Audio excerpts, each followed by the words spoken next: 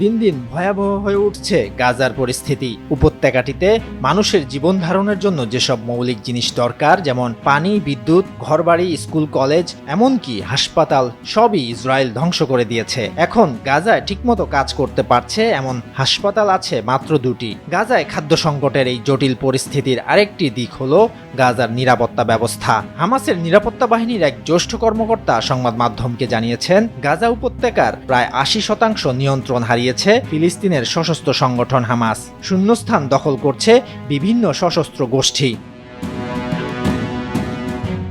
Lieutenant colonel পদমর্যাদার ওই কর্মকর্তা জানান, কয়েক মাস ধরে চলা ইসরায়েলি হামলায় হামাসের রাজনৈতিক, সামরিক ও নিরাপত্তা কাঠামো ধ্বংস হয়ে গেছে। এর ফলে সংগঠনটির নেতৃত্ব ও যোগাযোগ ব্যবস্থা কার্যত ভেঙে পড়েছে। নেতৃত্বের 95%ই মারা গেছে, সক্রিয় ব্যক্তিরা সবাই নিহত হয়েছেন।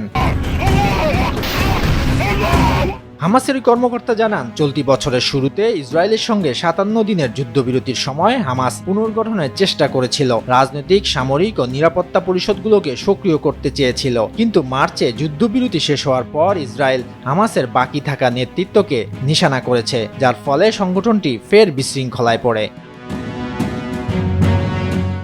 নিরাপত্তা ব্যবস্থার পতনের ফলে সশস্ত্র গ্যাং বা গোষ্ঠী এখন সবখানে ছড়িয়ে পড়েছে। নিরাপত্তা এখন শূন্য, হামাসের নিয়ন্ত্রণ শূন্য, কোনো নেতৃত্ব নেই, কোনো নির্দেশনা নেই, যোগাযোগ নেই। বেতন সময় মতো আসে না, আর এলেও সেটা দিয়ে কাজ হয় না। সবকিছু একেবারে ধসে পড়েছে। 26 জুন ইসরায়েলের ড্রোন হামলায় অন্তত 18 জন নিহত হন। প্রত্যক্ষদর্শী ও চিকিৎসকদের বরাতে জানা যায়, হামলার লক্ষ্য ছিল হামাসের সাদা পোশাকধারী পুলিশ সদস্যরা, যারা দেইর আল বালার এক বাজারে নিয়ন্ত্রণ নেওয়ার চেষ্টা করেছিলেন। তারা দোকানীদের অতিরিক্ত দাম চাওয়া ও ত্রাণ চুরি করে বিক্রির অভিযোগে হস্তক্ষেপ করেছিলেন। ওই কর্মকর্তা বলেন, গাজায় নিরাপত্তাহীনতার সুযোগে প্রভাবশালী 6টি সশস্ত্র গোষ্ঠী বড় শক্তি হয়ে উঠেছে। এদের হাতে টাকা, অস্ত্র ও লোকবল রয়েছে। তারা গাজার সবখানে সক্রিয়, তবে দক্ষিণ গাজায় সবচেয়ে বেশি সক্রিয়।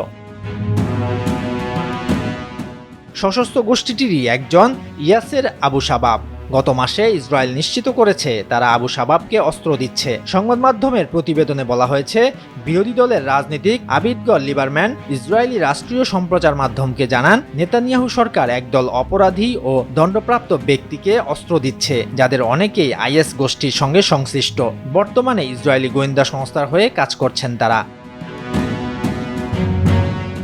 এদিকে ইয়াসির আবু শাবাবের মাথার ওপর বড় অঙ্কের পুরস্কার ঘোষণা করেছে হামাস। সাধারণ চোর ডাকাতদের হামাস তেমন গুরুত্ব দিত না। মানুষ তো ক্ষুধার্ত, আর যোদ্ধারা চায় না নতুন বিশৃঙ্খলা তৈরি হোক। হামাসের যোদ্ধারা যদি তাকে খুঁজে পায়, তাহলে হয়তো ইসরায়েলি ট্যাঙ্কের চেয়ে তাকেই আগে ধরতে যাবে। সে এখন যতটা না সামরিক দিক থেকে শক্তিশালী, তার চেয়ে বড় আশঙ্কা হলো আবু শাবাব ইসরায়েলিদের পক্ষে হামাস বিরোধীদের একত্র করে অভ্যন্তরীণ ঐক্য বিনষ্ট করতে পারে। গাজা যখন আরো গভীর বিশৃঙ্খলায় ডুবে যাচ্ছে, পাড়া মহল্লার নিয়ন্ত্রণ চলে যাচ্ছে সশস্ত্র গোষ্ঠীর হাতে, যাদেরকে সহায়তা করছে ইসরায়েল, যাতে করে ভেতরের প্রতিদ্বন্দ্বীদের ঘেরাওয়ের মুখেও পড়ে স্বাধীনতাকামী যোদ্ধারা।